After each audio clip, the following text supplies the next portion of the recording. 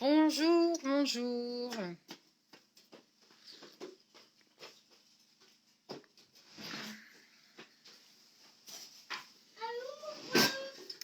Ah, alors.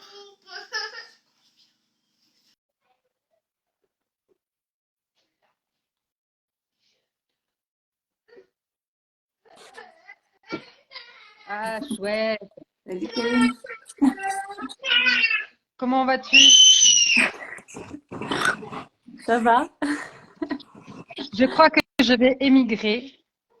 Bah, Je vais j'espère, changer de pièce. j'espère que de mon côté, il n'y aura pas trop de cris.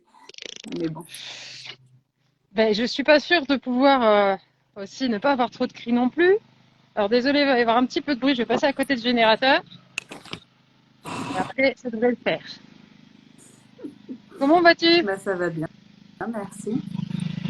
J'avoue que je me suis réveillée il n'y a pas très longtemps. Alors, Ce qui fait peut-être rêver j'arrive. des Je vais mamans essayer de fermer d'ailleurs. un petit peu la porte. Et puis je vais brancher aussi mon téléphone. Après mon aventure épique d'hier, du coup, j'ai pas eu beaucoup de temps de le recharger. Et voilà, c'est bon. Super. Merci pour ton invitation. Et ben avec plaisir, c'est vrai que ça fait un moment qu'on échange et puis je crois qu'on en avait déjà parlé, puis on n'avait jamais pris encore le temps. Donc c'est super, c'est l'occasion. Ouais, c'est ça. C'est ça. Et puis je me dis qu'en fait, tu vois, la séance express de dernière minute que j'ai faite hier pour, euh, pour un couple, ça montrait aussi que ben, on avait pas mal de choses en lien parce que vraiment ce que tu venais de partager, ça correspondait tellement à ce qu'ils étaient en train de vivre que Ah, bah, c'est top. Ouais, c'est un jeune couple en fait. Alors elle avait déjà eu un premier bébé par voie basse. Bon, ça a été très instrumentalisé, un bébé qui faisait 4,3 kg, mais donc qui est passé hein, sans souci. Et là, hier en fait, on leur a mis la pression parce que dépassement de terme, parce que siège, parce que périmètre crânien trop gros, parce que il y a plus assez de liquide amniotique, que le placenta ne fait plus assez son travail, mais bébé va bien à l'échographie. ah, Donc vous venez aujourd'hui hein, pour faire un petit déclenchement, voire même une césarienne, hein, parce que sinon vous mettez votre bébé en danger. Voilà, donc je te laisse imaginer l'état dans lequel je les ai trouvés hier. mm, Ils étaient effondrés en fait, mm. effondrés, alors que tout va très bien. Tout va très bien en fait. Donc ouais, ça tombait trop bien avec ce que tu partageais par rapport au liquide amniotique. Mm. Ouais. Donc j'ai pu leur partager et puis voilà. Donc après, ils feront un peu leur chemin et leur choix eux-mêmes et au moins avec un petit peu plus d'informations que ça. Mm. Pas facile. Non, c'est ça, c'est ça. Puis oui, je crois que elle n'a pas du tout envie de passer par la case césarienne, ce que je peux tout à fait comprendre. Mm. Donc, Et en même donc ouais, temps, c'est voilà. chouette de voir ça. Ouais, non, c'est bien. Je veux dire, en même temps, quand on fait enfin, la tactique de la peur, ça fonctionne bien en général quand même. Enfin, c'est tellement logique et tellement normal. Enfin, c'est fait pour d'ailleurs, mais. Oui, là je trouve qu'effectivement la gynéco, il y a l'effort sur. C'est ça, si on en rajoute une couche, ça Ouais, suffit ouais, ouais, pas. ouais, Il y a ça en plus. ouais. Bah là, c'est ça. Elle était de garde et apparemment il y avait personne dans le service, donc je sais pas. Elle s'ennuyait peut-être, je sais pas. Donc voilà. Bon. Tu voulais parler de quoi du coup, spécifiquement? Bah, c'est une bonne question en fait. J'avais pas forcément de thème en particulier euh, parce que parce que j'aime bien quand les choses viennent comme ça aussi d'elles-mêmes. Et c'est une excellente question. Mm. Est-ce que tu as eu dernièrement, est-ce que tu as eu pas mal de femmes qui avaient déjà eu des césariennes justement et qui se sentaient un peu perdues ou qui au contraire avaient vraiment une espèce d'envie viscérale au fond d'elles de bah, de surtout pas aller à la maternité? Oui, oui, oui, oui, oui. Ouais, ouais, ouais. Bah, il y en a, enfin bref, il y a des femmes qui nous ont contactés toutes les deux. Mais, celles qui nous contactent, c'est plutôt celles-là, enfin celles qui veulent pas retourner, enfin, et qui sont déterminées à pas y aller, et qui sont dans ce cheminement qui est assez remarquable. Enfin, surtout quand il y a eu plusieurs, de nombreuses parfois césariennes avant, et quand même, voilà, être déterminée. C'est super inspirant, enfin voilà, de cette reconquête d'autonomie quand justement nous a tellement. Enfin, déjà après une césarienne, ça peut être difficile, mais après plusieurs, bah, voilà, enfin, voilà, tu t'es bien placé pour savoir à quel point. Enfin, j'imagine à quel point ça peut être difficile aussi ouais, de reconquérir cette, cette puissance, quoi, quand déjà à la base, on n'est pas vu comme puissante et qu'il faut déjà la conquérir. Et quand en plus, il y a eu plusieurs expériences qui viennent juste enfoncer un peu plus profondément le clou de l'impuissance. Donc j'admire beaucoup. Et je dis, vous êtes des pionnières, des pionnières de celles qui, voilà, de celles qui vont enfanter par voie basse, enfin, qui vont avoir voilà, le courage, l'audace de, après plusieurs césariennes, de le faire quand même, quoi. Donc je trouve ça ouais, très beau, très inspirant, et j'admire parce que j'imagine que ça doit être quand même un sacré chemin. Ouais. Je pense qu'en fait, on va dire qu'on va être des pionnières du côté francophone parce que, comme tu le sais, du côté anglophone, c'est pas du tout, enfin, c'est beaucoup moins rare que du côté francophone. Et je pense que, je sais pas, c'est comme si on était bloqué dans une espèce de conditionnement encore plus fort que, que du côté anglophone. Donc, je dis pas aux États-Unis parce qu'en fait, il n'y a pas qu'aux États-Unis, mais, euh, mais comme si on était vraiment bloqué par le système médical et par le fait qu'après deux césariennes, c'est forcément une césarienne. Euh, je sais pas, c'est quelque chose que j'arrive pas encore à trop comprendre. Pourquoi est-ce qu'on n'arrive pas à se dégager justement de cette autorité médicale pour reprendre un petit peu plus notre pouvoir? Et voilà. Après, je me dis peut-être que le fait d'avoir des soins médicaux qui soient très chers et donc qui soient à la charge des personnes, du coup, elles n'ont pas le choix que d'essayer de trouver d'autres solutions. Parce qu'une césarienne, de ce que j'ai cru comprendre, ça coûte quand même les yeux de la tête. Ouais. Donc, ça rapporte beaucoup, effectivement.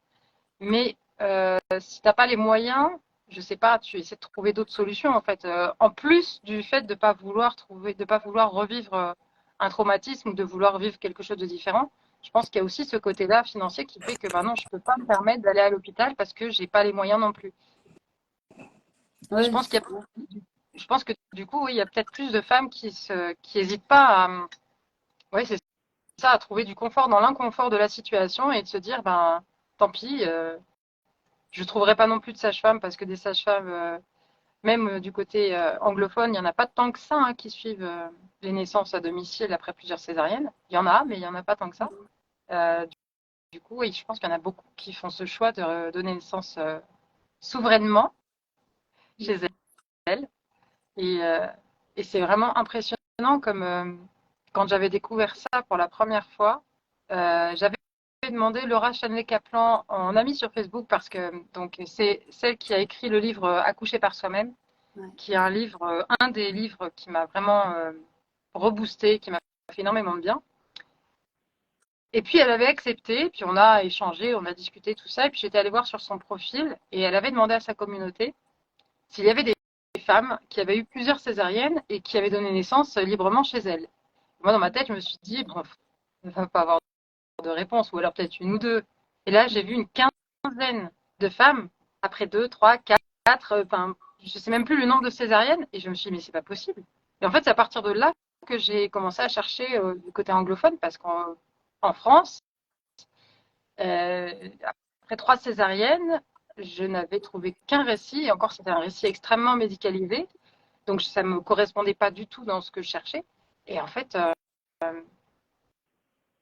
oui, on est pauvre en récit en fait aussi magique et transcendant parce que je pense qu'on a vraiment cette grosse peur, cette autorité médicale qui est hyper présente.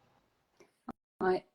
Et du coup, à l'hôpital, on avait accepté, après 3 césariennes, une voix basse en France, un endroit particulier. Ouais, alors après, elle avait fait ce show, bah, c'était il y a quelques années, hein, je crois. Et puis elle avait partagé son histoire dans un article de je sais plus quel magazine. Mais voilà, elle avait vraiment fait le choix de prendre le temps de vendre son projet, de faire des kilomètres pour trouver l'équipe qui serait OK, mais quand même d'accepter aussi un certain nombre de protocoles, donc vraiment de faire des concessions sur plein de choses. Et bon, j'ai pas gardé le souvenir du récit de naissance en lui-même, parce que peut-être que justement ça me parlait pas. Mais, euh, mais voilà, ça c'est quelque chose pour moi qui était impensable de devoir d'être obligé de faire des kilomètres pour ensuite aller faire le marchand de tapis, hein, en fait, vendre ce qu'on souhaite au plus profond de nous Mm. et accepter quelques bribes de ce qu'on veut, quelques miettes de ce qu'on veut, en contrepartie du OK, vous aurez le côté entre guillemets sécuritaire de l'hôpital. Et j'ai trouvé que c'était vraiment ouais, triste en fait. Et le seul récit qui ressemblait à peu près au mien, et encore c'était après 2 césariennes, et puis bon, elle avait d'autres, euh, je crois que j'ai un petit bonhomme qui arrive, elle avait d'autres, on va dire, causes de complications que je n'avais pas, mais voilà, c'était une femme qui avait fait le choix de faire une grossesse libre et de donner librement naissance chez elle après 2 césariennes. Et ce récit-là, c'est un récit d'une québécoise, Mm. bien bonhomme. Et voilà, donc j'en ai trouvé que du côté, bah voilà, outre-Atlantique en français. Et, euh, et encore, même pas après 3 césariennes, je ne trouvais pas. Mm. Bah après, ce qu'il y a, c'est qu'aussi le monde anglophone, il est enfin, extrêmement vaste. Pas... C'est sûr que c'est rare en France, mais je sais pas si c'est extrêmement. Enfin, c'est pas non plus extrêmement développé outre-Atlantique, mais elles sont déjà. Enfin, voilà, ça touche déjà une population beaucoup, beaucoup plus grande. Mais, enfin, peut-être, voilà, elles sont peut-être un peu en avance, mais c'est quand même, ça reste quand même assez marginal et quand même assez.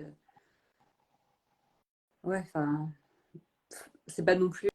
Comment dire c'est pas non plus si libre là-bas. Enfin, parfois, on a un peu l'image que ce serait vachement, je sais pas quoi, mieux, plus libre ou tout ça. Et en fait, mais bon, déjà, ouais, il y a plus de femmes, quoi. Mais bon, ouais. Mais ouais, Après, c'est sûr que. après, ils ont aussi la chance d'avoir quand même accès à plus de ressources que nous. Mm, Après, on va dire, quand on est à l'aise avec l'anglais, on ouais. peut y avoir accès, mais c'est vrai qu'il y a tellement de femmes qui ne sont pas suffisamment à l'aise justement pour pouvoir y avoir accès. Et, euh, et du coup, ça bloque beaucoup. Ah Donc, bah, les seuls accès, les seules ressources qu'on peut avoir vraiment après césarienne en France sont vraiment quand même très très limitées et sont très orientées médicales. ah ouais, Très très orientées médicales. Donc, c'est clair qu'il y a peu. Enfin, de toute façon, il y a beaucoup plus de ressources, effectivement. Enfin, c'est ça qui m'a fait me remettre à l'anglais. Quand je lui dis, mais c'est quoi ça? Il y a vachement de trucs là-bas. Bon, bah, il faut que j'y aille. Il faut que voilà, faut que je m'y remette. Il faut que je le relise en anglais, que j'écoute et tout ça. Et effectivement, ouais, c'est tout un univers que. Ouais. Donc, on essaye de, du coup, le transmettre en langue française. Et ouais. Mais oui, ils ont plus de ressources, c'est clair. Mm. voilà. J'ai un petit gnome qui débarque. Mm. Euh, Mais bon, du coup, c'est chouette parce que je me dis, ces femmes-là, en France, elles vont pouvoir, quand elles ont vécu leur enfantement après X césarienne, pouvoir voilà, témoigner, avoir des témoignages en français voilà, de femmes qui vivent en France, oui. voilà, qui peut parler à, voilà, peut-être à des femmes voilà, qui habitent ici et qui se disent, bah oui, justement, c'est loin, c'est ailleurs, c'est autre chose, et de voir qu'il y en a qui le font ici. Ouais. Ouais. Ben, tu vois, en fait, j'ai pas mal de femmes qui me contactent et qui sont pas forcément de France, qui sont aussi d'Afrique du Nord notamment. Mm. Et effectivement, je pense que du côté de l'Afrique du Nord comme de l'Afrique tout court, en fait, hein, tout simplement, la tendance à la césarienne est à la hausse. C'est le cas au Portugal aussi, qui pourtant a qui est encore resté avec vraiment une notion de famille qu'on a perdue depuis des décennies quand même. Mm. Pour eux, la famille, c'est vraiment précieux, c'est sacré. Les enfants, c'est précieux, c'est sacré. Enfin, j'ai jamais vu comment dire, des gens aussi fous des enfants quand ils les voient. C'est génial. Mais ils sont pas du tout comme dans certains endroits où je les vois qui sont déjà en train de se dire, oh là là, qu'est-ce qu'ils vont faire cela? Là, pas du tout. C'est, enfin, oh, petit menino. Enfin, bon, bref. Mais l'accouchement à domicile est en train de régresser. les césariennes sont en train de progresser. Et, et je pense qu'à force d'avoir dit à des pays comme par exemple le Portugal que ce sont des pays en voie de développement, donc forcément ils veulent se rapprocher des pays développés, n'est-ce pas, comme la France. Sauf qu'en fait, c'est pas du tout sur le bon chemin, pas du tout. Et même par rapport à l'allaitement, je discutais avec une voisine qui a allaité ses enfants et elle m'a dit, sa fille, pour elle, c'est hors de question d'allaiter. Ce sera biberon et puis ce sera très bien comme ça. Et je me dis, en fait, on a du boulot partout, partout parce que il y a vraiment cette tendance, même si effectivement, je le vois en étant dans cette bulle Instagram où j'ai beaucoup de personnes qui ont vraiment la même façon de voir les choses que moi, donc j'oublie des fois qu'on n'est pas si nombreuses que ça et que du coup, quand je tombe sur des personnes qui ne sont pas du tout dans cette vision-là, je me rappelle qu'effectivement, c'est la majorité des personnes qui voient les choses comme ça et donc C'est clair. qu'on a encore, il y a encore du chemin avant que la tendance s'inverse. C'est clair. Ce sera intéressant de voir s'ils sont moins, s'ils aiment moins les enfants, entre guillemets. Enfin, ce qui se passe aussi, s'il y a plus de césariennes, qu'on brise ce lien dès la naissance, qu'on vole quelque chose aux femmes. Est-ce que, socialement, sûrement, ça aura des répercussions. Enfin, Je pense, hein, moi j'en suis persuadée, je pense qu'à partir du moment où on a une naissance qui est violente, et là je renvoie les personnes qui ne connaissent pas le livre de Frédéric Le Boyer pour une naissance sans violence, à se mettre à la place d'un bébé qui débarque dans le monde, la façon dont il va arriver va vraiment, en plus de plein d'autres choses bien sûr, mais va vraiment conditionner aussi sa vie d'adulte plus tard. Et effectivement, je pense qu'un bébé qui naît entre guillemets dans la violence, parce qu'il y a beaucoup de gens qui ont du mal à entendre ce mot violence avec naissance, euh, dans le froid, dans le bruit, dans la séparation avec sa mère, enfin, c'est compliqué, c'est vraiment compliqué. Et je pense qu'aussi le fait que l'allaitement commence à régresser aussi dans les pays qui essayent de devenir plus développés, c'est un signe aussi, hein. C'est vraiment un signe. ouais, c'est ça. Donc, comment ce sera, voilà, comment seront perçus les enfants, les familles dans quelques décennies, ouais. Donc, c'est au Portugal, ouais. C'est fou, hein. Ouais, ouais. Et j'ai échangé il y a pas longtemps avec une sage-femme qui est franco-turque et non, turque ou attends, j'ai un doute là. Si, turque. Et elle me disait qu'avant le confinement, ils étaient déjà au-delà des 50% de césariennes. Waouh. En Et qu'après le Turquie? confinement, ouais, et Ouais. qu'après, ils sont passés à plus de 60%. Paf, allez, 10% d'un coup. Voilà, c'est ça. Donc quand je vois ça, quand je vois aussi là un autre partage d'un gynécologue américain qui disait que depuis 2003, le taux de césarienne a augmenté de 200% en fait.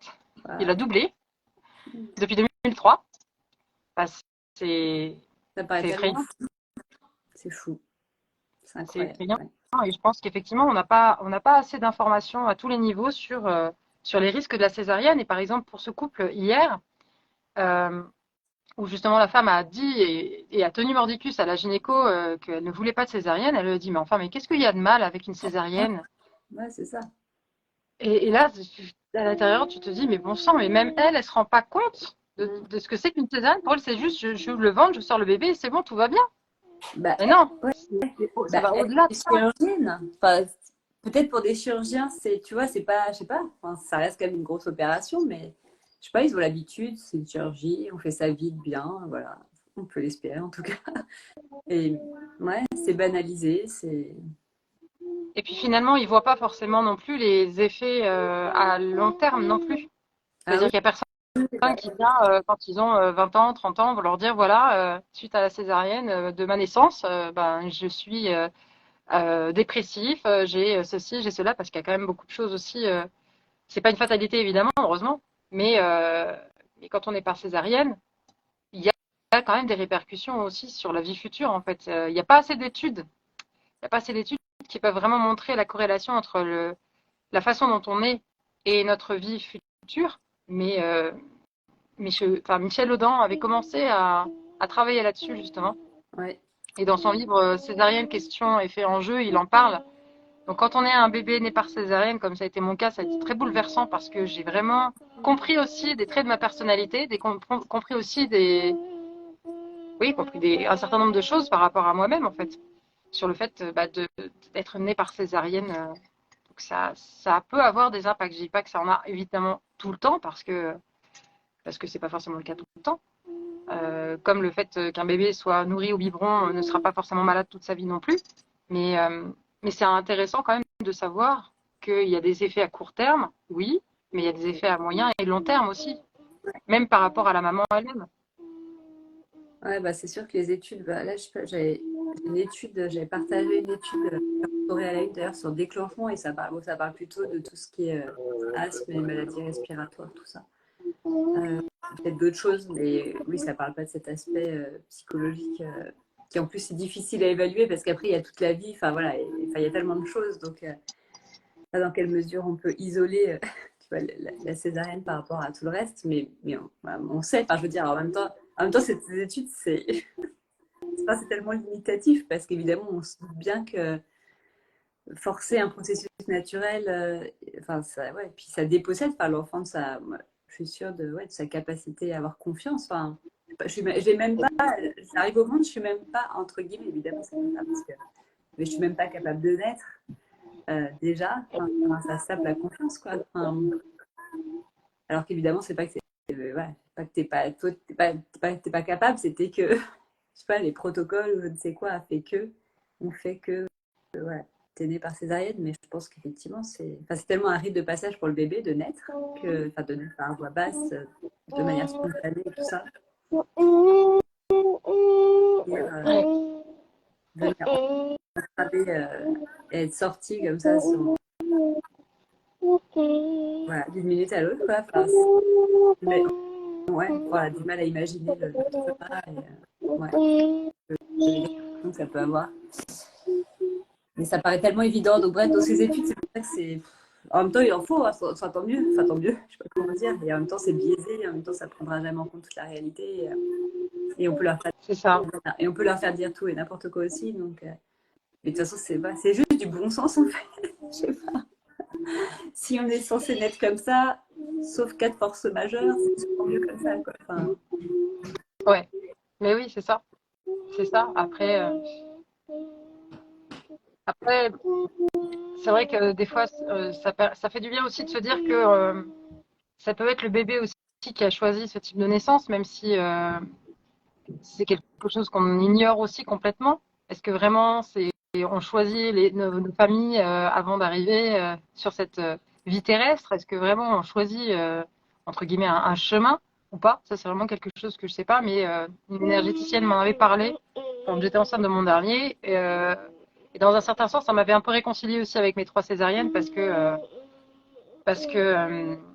elle m'avait dit que peut-être que c'était eux qui avaient décidé de naître autrement aussi pour emprunter des chemins différents dans leur vie.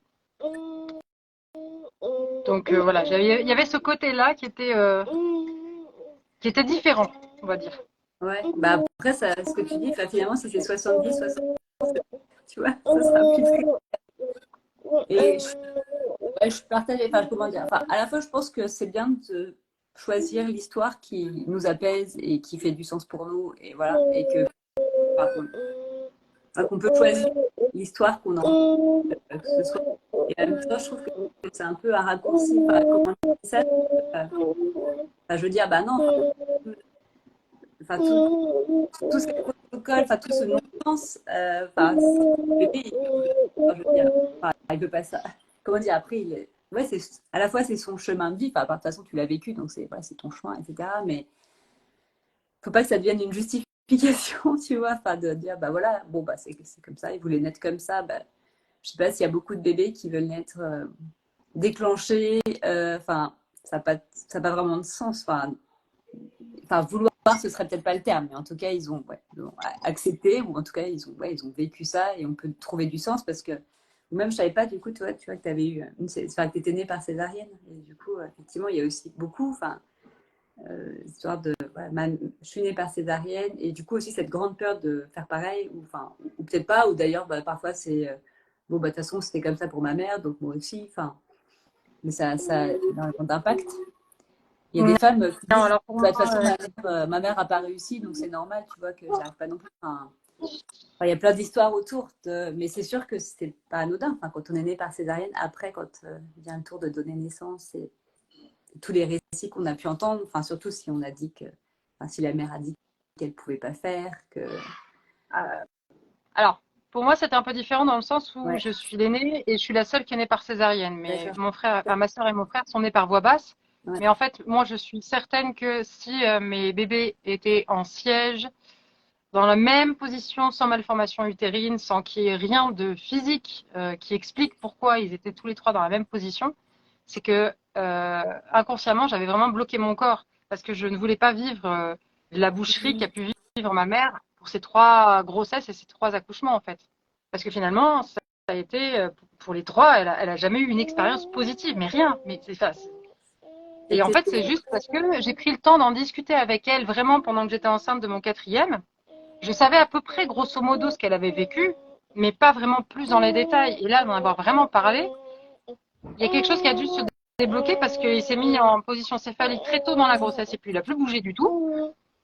Du coup, je pense qu'effectivement, j'ai inconsciemment bloqué quelque chose pour ne pas vivre et du coup, finalement, accepter des césariennes programmées en me disant comme ça, pas tout ça, c'est vraiment un des processus inconscients, mais comme ça, je ne vais pas connaître ce qu'elle a vécu.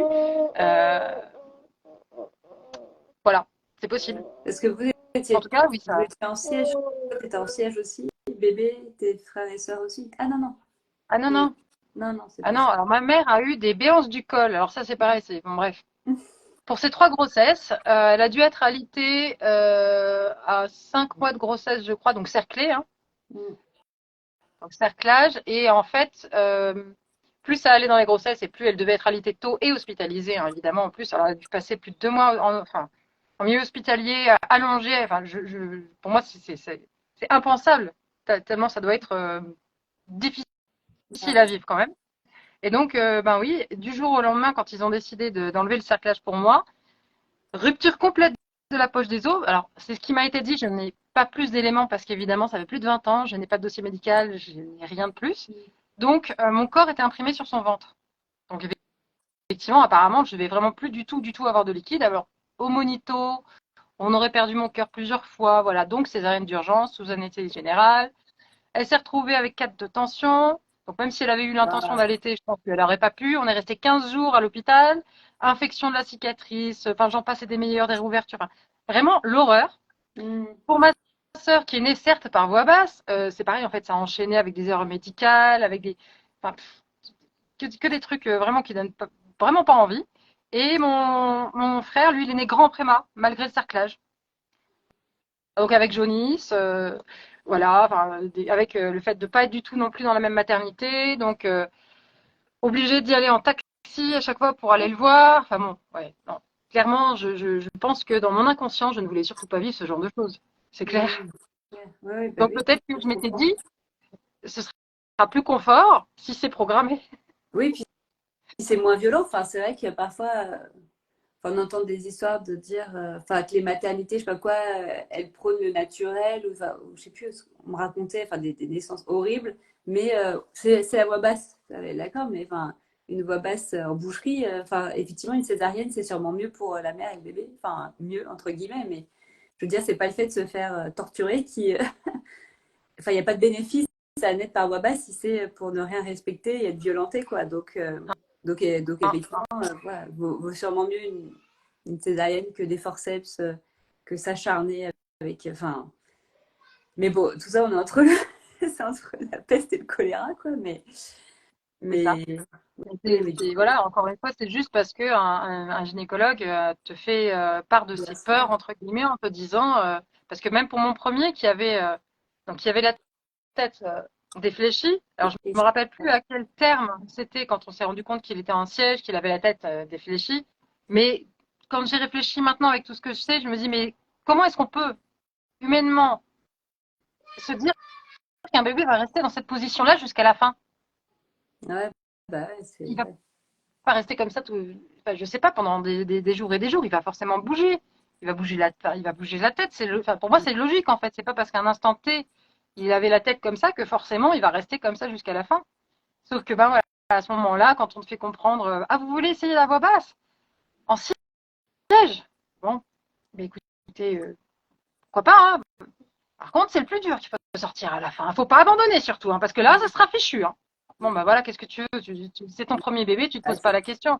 Bah, tu prends c'est la clair. césarienne programmée à 38 semaines, puis voilà. Ouais, puis, bah, puis de toute façon, s'ils savent pas l'accompagner, enfin, comment dire, là aussi, enfin, est-ce qu'il vaut mieux une équipe qui sait rien faire, enfin, tu vois, qui est complètement perdue et qui va être super interventionniste sans savoir exactement ce qu'elle vient de faire. C'est ça. Enfin, c'est ça le problème, ouais, c'est ça. Waouh. Ouais. Mm. Mais oui, donc j'ai une grande histoire avec les sièges. Ouais, c'est fort. Mm. Mais oui, là, pour ma troisième, du coup, bah, la gynéco était impressionnée. Elle me dit, c'est bien la première fois que je vois une femme qui a eu trois bébés en siège Mm. et trois bébés exactement dans la même position. Et vous êtes sûr que vous n'avez pas un utérus bicorne Non, non, non, je vous assure, on m'a fait une révision utérine pour la deuxième, donc non, non, il n'y a rien. Enfin, j'avais demandé ça justement, Mm. de faire une révision utérine pour savoir si j'avais pas un utérus bicorne, par exemple, parce que ma mère, c'est son cas, et que j'avais entendu parler d'histoires des filles d'Istilben, avec ce fameux médicament qui était donné à nos grands-mères pour lutter contre la Ah, nausée, la contre les fausses Lausanne, couches, hein. et ben, hein, Pas d'effet et qui, secondaire, sur hein. plusieurs générations, voilà, a posé des soucis. Je me suis dit, mince, ça se trouve peut-être que ben, ma mère a eu comment dire, des effets de ça, et ben moi aussi peut-être. En fait, non, pas du tout. Mm. Pas du Sur tout. Instagram, il y a une américaine, je sais plus le nom de son compte, qui a eu 5 enfants et 3 en siège. Elle a 3 naissances par voie basse en siège. Je sais plus le nom de son compte. Mais donc, y en a. Enfin, apparemment, quand il y en a, il y a plus de chances qu'il y en ait, quoi. Enfin, c'est... Mais ouais, 3 sur... Ouais, 3 sur 4, 3 sur 5. Mm. Mm. Non, arrête, madame. Ça va, il est cool ce matin. C'est peut-être parce que pour le moment, je parle pas trop de sa naissance. Mais il y a des fois, en ce moment, il n'avait pas trop envie que je raconte son histoire. Mm.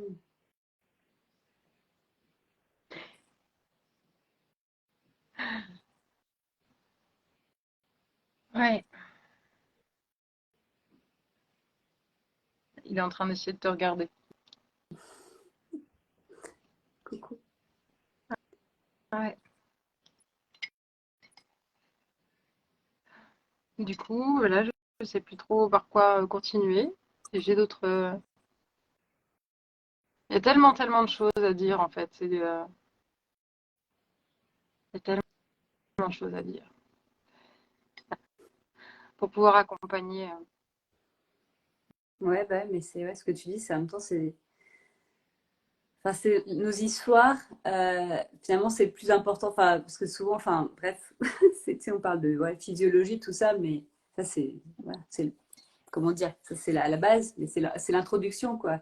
Mais en fait, c'est pas le fait de savoir, c'est pas le fait d'avoir ces informations-là, c'est tellement justement l'histoire de notre mère, notre histoire de naissance, autour, euh, notre rapport à l'obéissance aussi, au corps médical, tout ça, enfin, tellement plus les sujets que juste, parce qu'en fait, la physiologie, bah, de toute façon, il n'y a pas besoin de savoir grand-chose, hein, un bébé, il est censé, tu vois.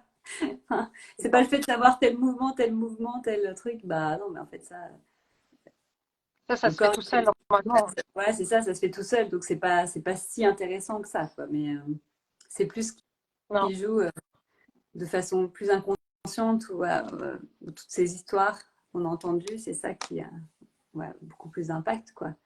Et c'est pour ça que ce couple dont tu parlais avant, ils peuvent avoir toutes les informations, mais souvent c'est ça. Enfin, voilà, tu as toutes les informations, mais malgré tout, c'est pas ça qui fait la différence parce que quand tu as peur, quoi, et tu reviens à du connu, tu reviens à obéir, tu reviens, enfin, quand Ouais. ça va, c'est tellement profond que oui, les informations, enfin, elles sont importantes. En tout cas, elles sont des, voilà, faut savoir. Mais en même temps, on sait que c'est possible, enfin, que les bébés ils naissent comme ça, quoi. Enfin, c'est ça qui est fou, c'est on est censé réapprendre que un bébé, il est censé pouvoir naître ouais, Ouais, par voie basse, traverser sa mère, enfin, je sais pas, ce qui s'est toujours fait, quoi. Et c'est ça.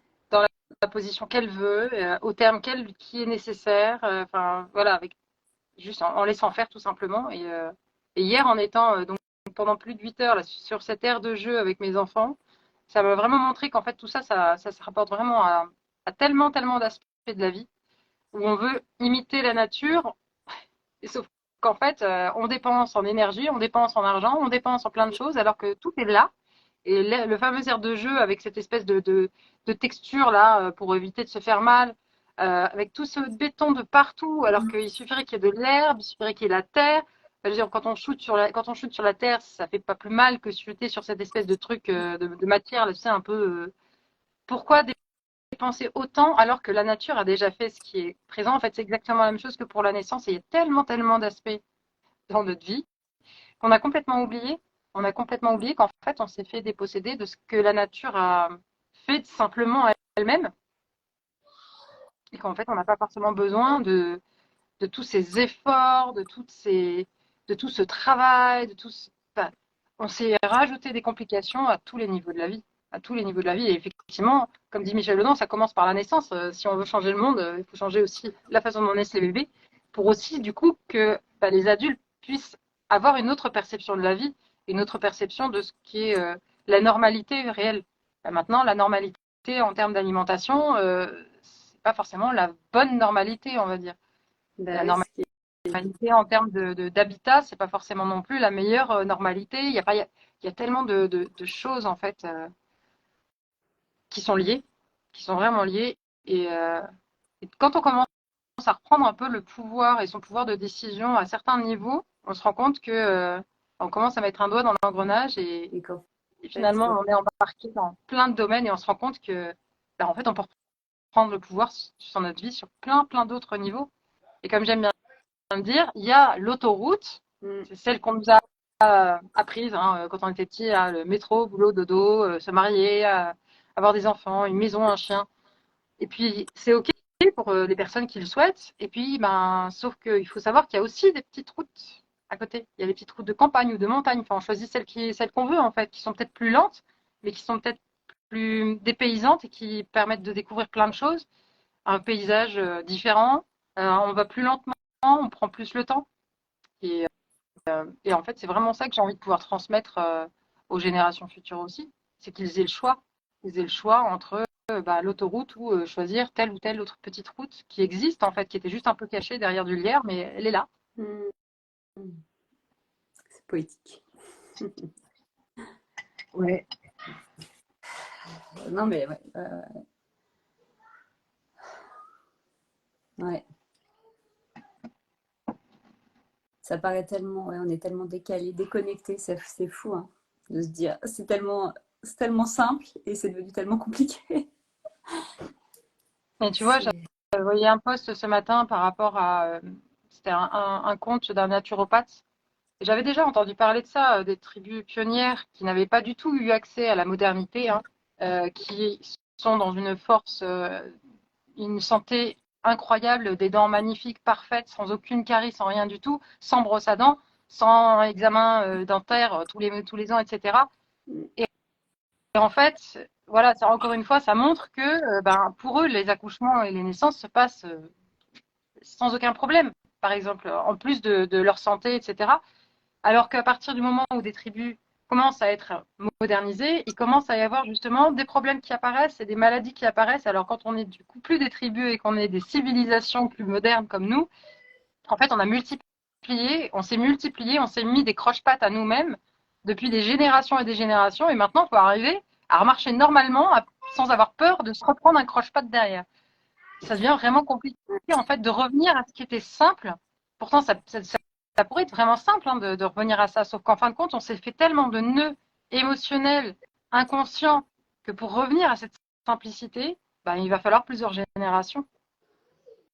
ouais, ouais, ouais, en espérant que, ah, voilà, ça va, ouais, il y aura deux chemins et un peu une fracture entre les deux, mais ouais. Espérons que. Ouais. Enfin, je préfère pas trop penser, mais parce que c'est aussi cette vision de voilà, qu'est-ce qui est enfin, l'accouchement naturel. Et si c'est voilà, tu vois, enfin, bref, on Mais c'est a vrai pas. que j'ai pas non plus utilisé ce terme d'accouchement naturel parce qu'au départ, un accouchement c'est naturel. En fait, c'est comme quand on te dit, ah, Bio. on a utilisé du bois naturel. Bah, c'est du bois, c'est forcément naturel. Enfin, mais c'est doué d'arriver à ce qu'on retrouve en fait notre pouvoir de décision déjà rien que ça et de pouvoir faire nos choix comme on le souhaite. Et d'ailleurs, c'est rigolo parce que j'ai commandé un livre de Hildegard de Bingen. Et donc, c'est mon conjoint qui est en France là, pour le moment qui l'a reçu et qui a commencé à le lire. Ça m'a fait rigoler. Et il me dit, ça, il va te plaire parce qu'elle parle vraiment beaucoup, beaucoup de la force de la femme, de la puissance de la femme et de vraiment de sa place telle qu'elle était avant que le clergé ben, commence à mettre un petit peu son nez dedans avec les histoires de sage-femme, avec tout plein de choses. Il me dit, c'est rigolo quand même que je le lise là maintenant. Mm. Ouais, ouais, je crois. Je crois. Donc j'ai hâte de le lire aussi pour continuer à faire mon travail et découvrir là-dessus plein d'autres choses en lien avec la santé aussi, en lien avec toute cette sagesse qu'on avait en tant que femme, en fait, en tant que maman, et qu'on a oublié, le fait de savoir qu'on peut prendre soin de nos enfants sans forcément courir chez le médecin tout de suite, parce qu'en fait, on sait si ça va ou si ça va pas, on sait si eh ben, on peut, comment dire, avec du repos, avec, voilà, avec certains soins, que ça se passe le mieux possible. Enfin, ouais, tout ça, c'est vraiment tellement de sujets vastes. Et je me dis que bon, c'est peut-être que le fait d'être moi-même née par césarienne a fait que j'ai eu envie de me poser plein de questions sur plein de choses et que j'ai pas envie que ce soit une fatalité et qu'en ayant lu le fait que lorsqu'une femme a eu une césarienne, il y a plus de chances, enfin chance, on va dire, le risque du coup, Mm. que ses filles aient aussi des césariennes. Pour moi, en fait, c'est vraiment comme une bataille. Enfin, c'est même pas une bataille, non. C'est vraiment juste de l'instruction. Mes filles savent comment se passe une naissance, que ce soit par voie haute ou par voie basse. Elles savent, elles ont vu le documentaire Faut pas pousser, Mm. entre autres. Elles ont lu et relu les bandes dessinées de Lucille Gomez. Enfin voilà, tous les livres que j'ai, elles ont qu'une hâte, c'est de continuer à les lire. Et je me dis qu'en fait, c'est ça aussi notre rôle maintenant. Et ça l'a toujours été, en fait. C'est juste il y a eu quelques générations où ça a été oublié, cette transmission de nos connaissances viscérales, en fait. Euh, on est obligé, nous, de les apprendre pour pouvoir les retransmettre. Tu vois, par exemple, comme par rapport aux menstruations, ma fille est née, elle a qu'une hâte, c'est d'avoir ses premières règles. Moi, je ne savais pas ce que c'était. Le jour où c'est arrivé, ça a été l'horreur. Et puis, c'était, tiens, prends un tampon et débrouille-toi. Et des douleurs pendant des années à me rouler par terre, alors qu'en fait, j'aurais compris ce qui se passait et ça aurait été complètement différent, j'en suis sûre. Je n'ai plus du tout de douleur maintenant, malgré le fait de ne pas avoir de contraception, de ne pas avoir de ceci, de cela. Et, euh, et je me dis qu'en fait, si on ne fait plus cette transmission, on se crée nous-mêmes aussi des soucis, en fait. Et je vois qu'en fait, on va sur plein de sujets à la fois. Ouais, tout est lié, ouais. Mm. Ah ouais, oh là là. Bah c'est ouais, c'est la confiance quoi. Enfin en fait ouais, c'est le choix de la confiance, confiance dans notre capacité à être en santé, à donner naissance, dans une société qui peut nous saper la confiance, n'est-ce pas? Parce que dans ce cas-là, on est malléable et voilà, on fait tout ce qu'on nous dit, mais là, je me dis c'est vraiment ouais, la confiance, le choix de la confiance, Ouais. qui peut être si difficile parfois, mais ouais, et puis après, on ne dit pas non plus qu'il n'y a jamais besoin hein, de quelque chose. Mais, en tout cas, il n'y a sûrement pas besoin de 90% de césariennes comme au Brésil ou de 60 ou de... Ça, c'est pas possible. Non, non, exactement. Je veux dire, toutes les femmes sont relativement faites de la même façon, même si on n'a pas toutes le même bassin, etc. Mais on s'adapte toutes en fait notre corps s'adapte tellement. Et quand j'entends justement ce couple où on leur a dit que bébé n'avait plus assez de place, j'ai envie de dire, mais on a un utérus qui est un muscle extraordinaire et qui justement s'adapte vraiment à la taille de bébé. Et c'est pas parce qu'il bouge un peu moins que ça va pas. Bien sûr, il faut continuer à surveiller si jamais on sent qu'il bouge plus du tout, bien sûr. Mais, euh, mais Après, ça, ouais, cette peur aussi de dire il n'y a plus assez de liquide, mais il n'y a pas eu de fissure pourtant. Et puis même avec fissure, c'est pas le problème. Voilà, cette volonté de trouver un prétexte pour vite que le bébé naisse, qui vite il sorte de ce corps si dangereux de sa mère en fait. c'est ça. Donc, Pas là assez ouais. de place, c'est fort quand même, ça. Bah oui, il a Ça, plus assez. votre utérus n'est pas assez extensible. Enfin, t'es là, non, mais... Ah, C'est ça. Et pourtant, elle me dit, mon ventre est tout petit, je sens que mon bébé est plus petit que le premier qui faisait 4,3 kg et qui est passé par voie basse, certes, avec instrumentalisation et compagnie, parce que je pense, enfin, voilà, c'est un appel assez court, mais je pense que forcément, c'était aussi sur le dos, etc. Mais, euh, mais elle me dit, du coup, enfin, moi, je le sens bien, tout allait très bien jusqu'à aujourd'hui, en fait. ah bah, Et là, c'est pour ça que hier, j'ai ressenti le besoin de mettre des stories en disant, stop, là, parce que comment on peut détruire la confiance d'un couple juste parce qu'on a envie que ce bébé naisse rapidement, en fait. Je comprends pas, en fait, comment on peut les détruire comme ça. Quand je l'ai vu en face de moi, je me suis vu, moi, il y a 3 ans, quand j'étais à la veille de cette 4e césarienne, alors que je voulais absolument pas y aller et que j'avais quasiment pas de soutien, en fait, et que j'étais prête à presque me résigner à aller me faire ouvrir le ventre alors que il y avait aucune raison, finalement. Oui, il y a 3 césariennes avant. Et je vais bien, bébé va bien, donc il n'y a pas de raison en fait. Et je me suis vraiment vue avec ce. Voilà. Puis, donc il y avait son conjoint qui était juste à côté qui avait envie de partager aussi et de participer à la conversation, donc j'ai trouvé ça génial. Et, euh, et donc je sentais qu'elle était vraiment. Je sais pas comment dire. Elle a été vraiment. Il n'y a pas d'autre mot, elle a été détruite en fait. ah bah. Vraiment détruite. Alors que sa confiance était présente, elle sait que tout va bien. Elle ne comprend pas pourquoi tout d'un coup il faut que son bébé sorte.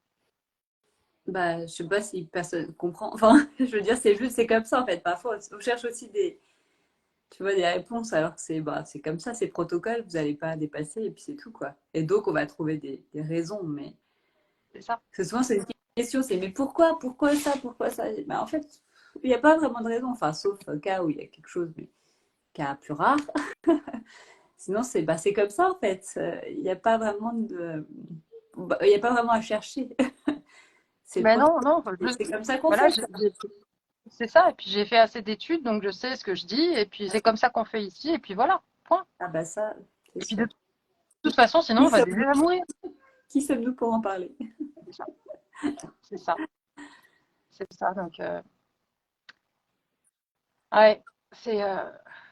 Je trouve vraiment ça. Enfin bon, après, on le sait depuis à force d'accompagner les femmes aussi, hein. Mais c'est vrai que ça reste quand même difficile, même si on essaie de pas être touché non plus. Je sais pas pour toi, mais ça reste quand même toujours difficile du coup de pas avoir envie de hurler, mais bon sang, mais fichez-leur la paix à ces femmes, elles vont bien, tout va bien, laissez-les tranquilles, laissez-les tranquilles, quoi. Et ouais, là, hier soir, j'avais une espèce de rage, j'ai eu besoin d'écrire ça, même si bon, j'ai pesé mes mots, mais ouais, ça m'a. J'étais vraiment remontée parce que je trouvais ça tellement injuste ouais, de casser quelqu'un comme ça. Ah ben c'est hyper violent. Enfin, C'est ça. Donc c'est oui. C'est vraiment pour ça aussi comme je disais sur ton live la dernière fois, je fais le choix dans un certain sens parce que finalement c'est comme ça aussi que ça s'est imposé. La majorité des femmes qui me contactent, même si elles ont eu plusieurs césariennes, ont déjà commencé à faire un chemin et refusent de retourner en maternité. Et elles ont déjà l'idée de rester chez elles. Et je sais que voilà, moi pour ma présence à la naissance, je ne fais pas à l'hôpital. C'est quelque chose que je ne fais pas. Je ne peux pas. J'ai besoin de me protéger moi aussi. Et même si effectivement ça pourrait être bien d'avoir une doula à ce moment-là, non, c'est trop dur. bah, de toute façon, déjà après deux, déjà c'est mort. Donc, enfin, après deux césariennes, elles peuvent déjà pas aller à l'hôpital. Donc, de toute façon. Parce que Si, il y a certains, si, il y a certaines maternités où après c'est, 3. ouais, ouais. Non, après 2 césariennes. Ah oui, Après après 2, 3, oui, c'est ça. Oui, non, c'est ça. Enfin, je veux dire, au-delà de 2, déjà, ça ne marche pas. Donc, enfin, ouais. voilà. Il y en a, de toute façon, Non, non, ouais, non. c'est un peu tout ou rien, hein, ouais, quand il y a eu 2 césariennes avant, voilà. Enfin, déjà, même après une, c'est déjà quelque chose parce que déjà, tu n'as pas d'accouchement, enfin, pas d'accouchement accompagné avec sage-femme, pas de plateau technique, pas Non, de et puis naissance, t'es t'as la marqué au péri fer rouge. obligatoire. Et je me dis, c'est C'est vraiment ça, la t'as la double péri peine, obligatoire. la punition, quoi. Déjà, tu as une césarienne qui souvent n'est pas justifiée. Enfin, voilà.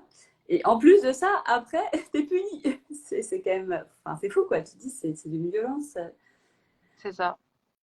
C'est ça. Après, c'est pour les personnes qui souhaitent vraiment rester en maternité, je leur donne aussi quelques trucs que bah, Michel Audin, par exemple, avait transmis dans son livre avec ce témoignage enfin, que j'aime bien redire à chaque fois parce que je le trouve trop drôle. Donc, c'est possible de se recréer sa bulle, on va dire, en maternité. C'est difficile, il faut se leur dire. C'est difficile, mais c'est quand même possible aussi. C'est pas la même chose, hein. Mais il y avait une femme qui lui avait demandé, elle avait eu une césarienne et elle souhaitait donner naissance par voie basse à la maternité et elle lui avait demandé quel était son meilleur conseil pour réussir, entre guillemets. Et il lui avait dit, enferme-toi dans les toilettes. Mm. Et là, elle s'est dit, qu'est-ce que c'est que ce conseil venant d'un médecin? Puis bon, après, elle s'est dit, bon, je connais un peu Michel Audin, je vois un peu comment il est. Bon. Et puis le jour J, bah, elle s'est rappelée de ce conseil, elle l'a appliqué et elle a pu se transformer en lionne, elle a pu donner naissance dans sa pleine puissance parce que du coup, bah, enfermée dans les toilettes, en règle générale, l'avantage des toilettes en maternité, c'est que c'est grand, Mm. c'est que si tu as soif, tu peux boire parce qu'il y a un lavabo. Si tu veux ramener ton sac avec de la nourriture dedans, tu peux. Personne ne va venir en règle générale, à moins que qu'ils viennent ouvrir de force la porte, mais en règle générale, c'est pas le cas. Tu sais que tu vas être tranquille en fait. Donc, voilà, pour les personnes qui souhaitent quand même, je leur dis voilà, il y a cette possibilité-là. Et puis il y avait ce couple aussi qui est arrivé en maternité, qu'on avait installé en chambre, qui avait fermé la porte à clé et côté couloir, ils avaient mis une affiche en disant nous vous remercions pour votre accueil, nous ferons appel à vos services si nous en avons besoin. Bon, voilà, ça c'est fait. Mais après, c'est vrai que ça reste quand même différent parce qu'à partir du moment où on sort de chez soi déjà, Mm. voilà, enfin tu sais aussi bien que moi, ça commence déjà à perturber un peu les choses. Ah, c'est sûr. Puis en plus, je sais pas dans quelle mesure on peut rester des heures dans les toilettes de la maternité. Mais enfin, voilà, dans quelle mesure ils viennent pas taper derrière. Enfin, bref. Et puis, Ah, je c'est. pense qu'à mon avis, c'est qu'elle a senti qu'elle était vraiment pas très loin. Elle devait être en Ouais, pleine c'est phase ça. de Ouais. désespérance, enfin de transition, on va dire, parce que désespérance, c'est casse-pied, ce terme-là. Mais elle devait sentir qu'elle était vraiment pas loin de la naissance de son bébé, hein. Oui, Donc, mais alors déjà, il faut avoir survécu entre guillemets à toutes les potentiels, tous les potentiels sabotages, machin. Enfin, donc ouais, ouais, bah, c'est sûr que voilà, c'est sûr que c'est la chose à faire, mais encore faut-il pouvoir le faire s'il faut pas. Mais bon, c'est quand même arrivé au dernier moment. Voilà, c'est sûrement la meilleure chose à faire aussi. ouais. Mais Alors, ouais, tellement. c'est tellement dommage, justement, qu'on puisse pas avoir accès à la maison de naissance. Alors, j'aurais envie de dire oui et non. Pour moi, la maison de naissance en France est encore trop médicalisée parce qu'elle est vraiment collée à l'hôpital et pour voir la façon dont on parlait Israël Nizam, hein, l'ancien président, directeur, je sais plus, bref, du Collège national des obstétriciens et gynécologues de France. Enfin, c'est trop long à dire ce truc-là. Euh, voilà, la vision de la maison de naissance en France, elle n'est pas forcément suffisamment, à mon sens, suffisamment non médicale.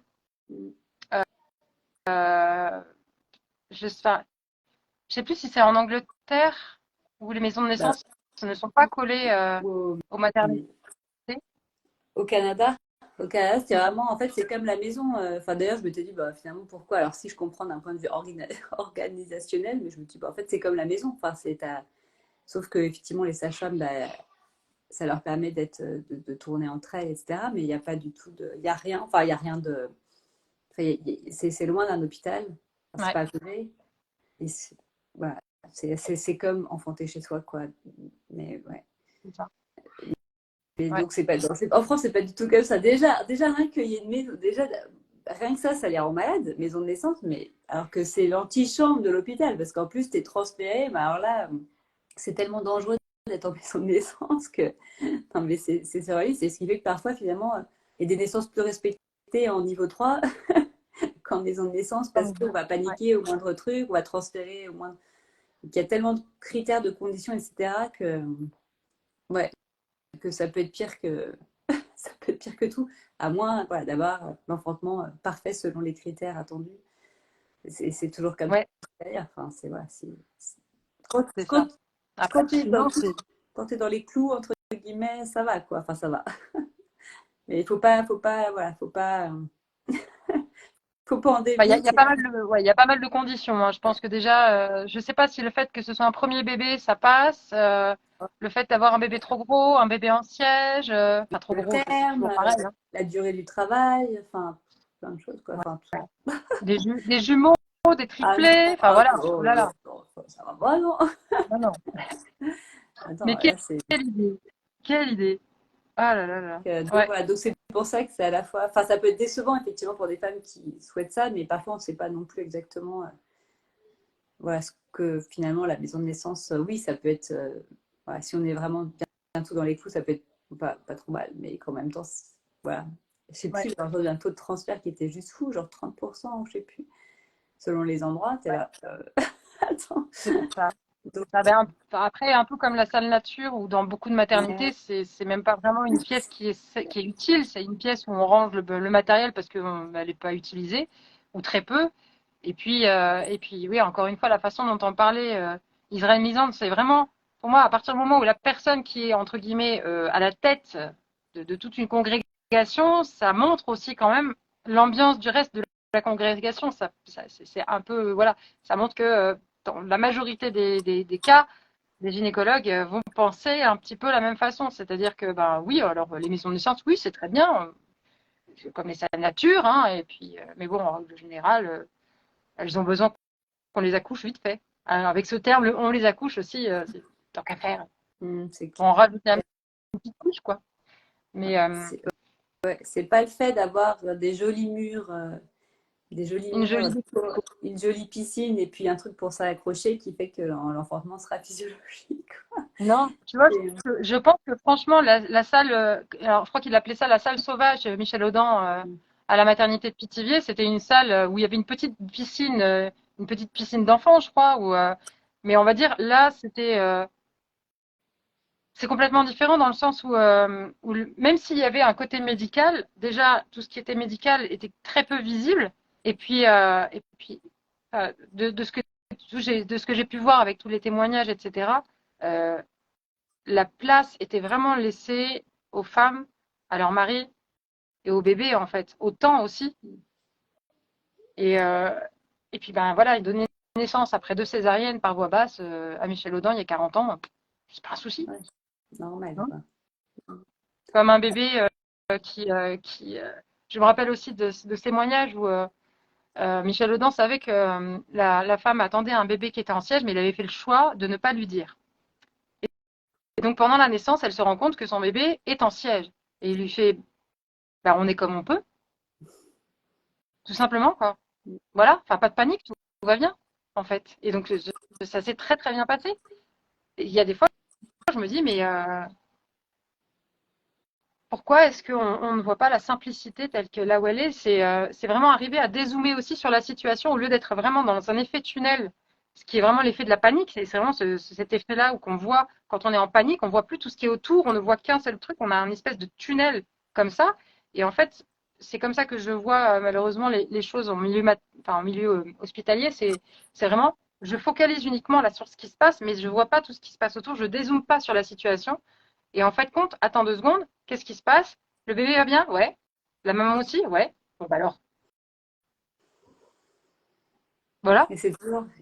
Et si jamais, c'est toujours ça. Enfin, Ah, mais voilà. ça, on s'en fout du si jamais, Bah oui, non, justement, mais le c'est bloc, il ça. est plus loin. Bah, bien sûr, mais c'est ça le truc, ça va bien, mais ça va bien, mais tu vois. C'est ça. Et tu vois, par rapport à la naissance de mon petit dernier, en fait, c'est pour ça, moi, je leur reproche rien, parce que je sais tout à fait que c'était le protocole, qu'ils avaient la peur aussi, qu'ils me connaissaient pas. Enfin, il y avait beaucoup de choses que j'ai cumulées aussi, hein. Mais finalement, s'ils avaient dézoomé sur la situation, ils m'auraient fichu la paix. Parce qu'ils ils avaient vu qu'il était à 2 doigts de naître. Il voyait très bien qu'il allait très bien, que j'allais très bien. Mais voilà, c'était la peur de la rupture utérine, Bah oui. alors que j'avais pas de péri. Alors, je veux dire, je l'aurais senti quand même. Bon, enfin, en tout cas, j'aurais senti qu'il y a quelque chose qui clochait. Mais non. Donc, je sais qu'effectivement, à ce moment-là, c'est vraiment l'effet tunnel. Elle a eu 3 césariennes, elle n'est pas allée à sa Ah bah, césarienne ce matin. Point. C'est pas est-ce que bébé va bien, maman va bien. Non, mais ça, on s'en fout en fait. On la rigueur, on s'en fout. D'ailleurs, on va bien lui faire croire, lui dire qu'au bout de 10 minutes de poussée dirigée, le bébé va pas bien. Il faut vite qu'il sorte. bah oui, Bon. bien sûr. Mais, mais c'est vraiment dommage en fait. S'il y a s'il y a des soignants qui regardent ce live, euh, essayez de dézoomer quand vous avez une patiente qui arrive. Prenez le temps de vous demander, vous arrêtez pas sur la pathologie de sa grossesse. Déjà, demandez-vous est-ce que c'est une maladie, est-ce qu'elle vit réellement. Si c'est un bébé en siège, où est la maladie? Si c'est une grossesse gémellaire, où est la maladie? Si c'est une césarienne antérieure ou deux césariennes antérieures, où est la maladie, la pathologie en elle-même? Et dézoomer. Prenez le temps juste de vous demander de façon objective, donc pas à force de monito, etc. Qui, voilà, comme l'a dit d'ailleurs le constructeur du monito, c'était pas censé être une source de stress, Mm. le monitoring. Bah, c'est réussi. Je pense qu'il doit se retourner dans sa tombe, hein, vu comment c'est utilisé maintenant. Mais du coup, si on voit que le bébé va bien, la maman va bien, ben on les laisse tranquilles et puis c'est tout. On dézoome, on attend et on observe. On observe, si on veut, dans un coin de la pièce. Et puis voilà, c'est ce qu'a fait un gynécologue qui, d'ailleurs, n'était pas titulaire de la maternité en question, pour une femme que j'avais accompagnée, qui avait eu 2 césariennes et qui lui avait montré qu'elle était informée, etc., qu'elle savait ce qu'elle voulait. Et puis, ben, voilà, quand elle est arrivée en travail, il lui a dit, OK, d'accord, OK, je vois que voilà, vous savez vraiment ce que vous voulez, il n'y a pas de souci. Il a pris un bouquin, il s'est installé dans un coin et puis il a laissé gérer. Voilà, Ah, ça, ça arrive. bah après, ouais, ça arrive. Bah après, oui, là, il y a toujours des histoires, mais bon, ça reste exceptionnel et surtout ce truc de, enfin, ce que tu dis, en fait, tu renvoies la responsabilité personnelle du personnel, du professionnel de santé dans ce que tu dis, et qu'en même temps, en fait, eux, c'est des protocoles et eux, c'est leur responsabilité dans quelque chose qui est pas qui est à la fois personnel mais collectif et de trucs à respecter et que si tu n'as pas respecté et que justement si même si tu t'es dit bah, tel truc ça a l'air ok mais qu'en fait il se passe quoi que ce soit enfin en fait comme il y a toute cette peur et toute cette hiérarchie et tout cet engrenage difficile de voilà de bah, d'être connecté à sa enfin déjà de prendre sa responsabilité personnelle enfin alors qu'ils prennent des risques en fait tout est tout est biaisé quoi. Et en plus, comment être Ouais, connecté à quelque chose d'une intuition, d'un sens clinique quand on ne le fait jamais, tu vois. Enfin, parce que quand ce dont on a l'habitude, c'est les machines, bah, expliquer qu'il y a des sages-femmes au sens authentique du terme qui puissent à l'intuition sentir des choses ou avec leurs mains sentir, tellement déconnecté, tout est monito, tout est machine. Enfin, en fait, c'est tellement une autre réalité que c'est difficile ouais, de mettre en place, même si voilà, il y a toujours des histoires qui sortent du lot, mais c'est tellement ouais, un ensemble. ouais, Ça qui est, tout ouais. à fait. mais, mais bon, en fait voilà. Donc on peut avoir de la chance à l'hôpital et puis ça peut bien se passer, mais bon, on prend quand même beaucoup de risques aussi. Euh, voilà. Oui, ouais. Mais après, du coup, là, c'est vraiment ça aussi, c'est la question de la responsabilité, de sa propre responsabilité, en fait. Je pense Complètement. qu'on est Ah bah, tellement dans une société où on a du mal à prendre nos propres responsabilités parce qu'on nous les a enlevées, en fait, aussi. On nous a appris à tout déléguer. Et bien, s'il y a un truc qui va pas là, c'est pas de ma faute, c'est l'autre parce que c'est lui qui l'a fait. Donc, en bah, fait, c'est plus facile. C'est plus facile. Et puis, on a aussi cette société qui n'accepte pas la mort alors qu'elle fait partie de la vie et qu'on pourrait la vivre de façon beaucoup plus apaisée si on était prêt à l'accepter aussi. c'est sûr. C'est clair. Bah, il y a tellement de choses. Ce que je veux dire. Ouais. Ouais, mais bon, ça fait tellement, tellement de sujets. Ouais. sa responsabilité. Ben, c'est vrai que oui, sur prendre sa responsabilité, bah, c'est ça ce que je veux dire. C'est que du coup, bah, je dois toujours chercher qui blâmer dans l'histoire. Et que, ouais, qu'il y a même des parents en fait, qui finalement voient l'hôpital un peu contre leur gré. Enfin, ils le choisissent, hein, ils font le choix quand même, mais parce que voilà, au moins je ne serai pas blâmée s'il se passe quelque chose. Qu'effectivement, si on a l'hôpital, c'est la faute à pas de chance. S'il y a une sage-femme AD, c'est la faute de la sage-femme. Et s'il y a que les parents, c'est la faute des parents qui sont fous. Donc, donc il y en a qui. Ouais, enfin, en fait, c'est énorme, parce qu'en même temps, c'est pas facile, quoi. C'est pas juste bah, reste chez Ouais. toi et voilà, quoi. Ouais, c'est énorme. Ah non, c'est vraiment un cheminement à faire, un cheminement profond à faire. Et c'est pour ça que j'invite les personnes, en fait, et les femmes qui font le choix, encore plus quand elles ont eu plusieurs césariennes et qui souhaitent rester chez elles. Donc forcément, elles savent qu'elles n'auront pas de sage-femme, hein, parce que des sages-femmes AAD qui acceptent après une césarienne, il y en a un peu. Après 2 césariennes, c'est fini, c'est terminé. Ou alors de façon officieuse, mais avec leurs conditions à elles. Donc du coup, c'est Ouais. pareil, c'est un petit peu compliqué. Mais pour moi, c'est important aussi de pouvoir dire à ces femmes et à ces couples de faire ce travail-là parce que quand on est prêt et quand on souhaite vraiment rester seul chez soi, c'est qu'on est prêt à assumer aussi toutes les éventualités, en fait, qu'elles soient positives ou entre guillemets négatives, parce qu'en fait, on a le contrôle de rien. Et, euh, et c'est arrivé à réaliser que la naissance, c'est un des événements les moins contrôlables qui soit. Et que plus on cherche à le contrôler, plus la nature essaie à nouveau de trouver un biais pour dire non, mais c'est pas par là que je veux aller. Et on essaie à nouveau de ramener sur les rails, mais c'est encore non, ça va pas. Donc plus ça va et plus ça va vers de l'intervention encore et encore. Donc c'est d'arriver à vraiment se dire non, bah la naissance c'est quelque chose qui est involontaire, donc on ne peut absolument pas contrôler, pas du tout. Bah, c'est ça qui change tout, je pense. C'est parce que là, on est dans l'illusion du contrôle avec l'obstétrique moderne, où certes, on va peut-être contrôler certaines choses, mais c'est très limité. Et est-ce que c'est toujours bénéfique en plus? Je pense pas. Mais qu'en fait, voilà, en fait, on maîtrise rien. Enfin, quasiment rien. Enfin, je veux dire, mais on a cette illusion-là. Et Ouais. donc ne pas choisir de ne pas être dans cette voie du contrôle, ça semble fou, mais finalement, quand on creuse, on voit qu'on ouais, on contrôle si peu de choses Ouais. et que Et parfois, il force vaut de mieux pas constater. contrôler. Enfin, je veux dire, aller contre quelque chose qui doit se faire, enfin, lutter contre la mort, justement, tout ça, pas forcément bénéfique de s'acharner, quoi. Ouais. Ouais.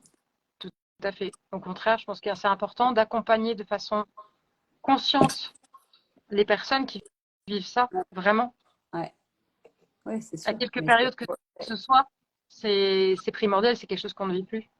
On ne vit plus du tout, on est complètement déconnecté de ça et au contraire, il faut être voilà, complètement triste et abattu et point. Et puis on évite d'en parler hein, parce qu'on n'a pas envie d'entendre non plus la souffrance des autres. On a assez à faire avec nous-mêmes.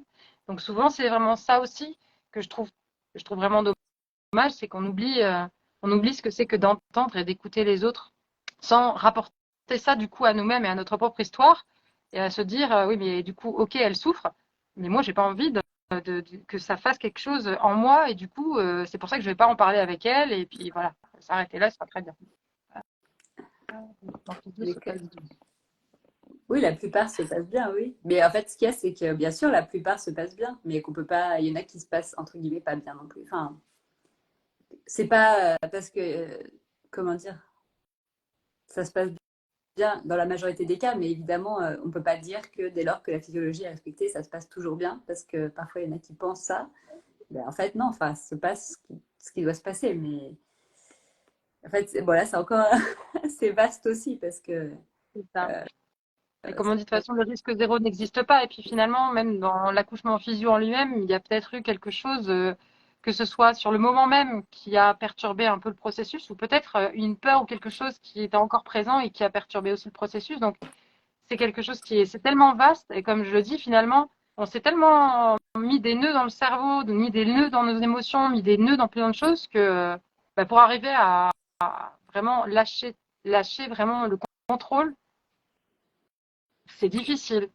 Je pense que c'est vraiment difficile, que ce soit pour la femme en elle-même, mais pour la personne qui est à côté, par exemple, que ce soit son partenaire ou sa partenaire, mais parce que lui aussi, où elle a aussi ses propres peurs, ses propres vécus, sa propre histoire. Et ça peut jouer, même si on a l'impression que tout a été 100% physio.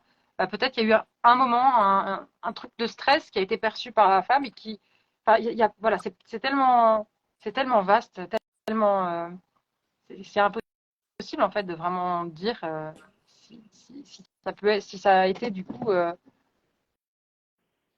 100% physio, parce que finalement, il y a tellement de choses qui nous dépassent. C'est clair. Et puis, ça, enfin, l'inconscient aussi, enfin, comment dire, tout ce qui peut remonter. Enfin, c'est pas que ça rompt la physiologie, mais je veux dire, ça peut être aussi, enfin, il peut y avoir des choses non résolues qui cherchent à se résoudre à ce moment-là et qui font des complications, entre guillemets. Enfin, oui, il y a tellement de choses.